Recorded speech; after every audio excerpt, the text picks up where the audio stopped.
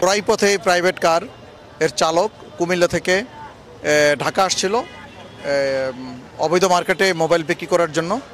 আমরা মনে করি যে সীমান্ত পথ দিয়ে কুমিল্লা এলাকায় চোরাইপথে তথা ভারত থেকে সীমান্ত পথে কুমিল্লা এলাকায় অবৈধ মোবাইল এবং হেডফোনগুলো এসছে বলে আমরা মনে করি। বিভিন্ন ব্র্যান্ডের শতাধিক মোবাইল, বিদেশি বিভিন্ন মোবাইল, ব্র্যান্ডের বিভিন্ন মোবাইল এবং ১৫ শতাধিক হেডফোন উদ্ধার করতে সক্ষম হয়।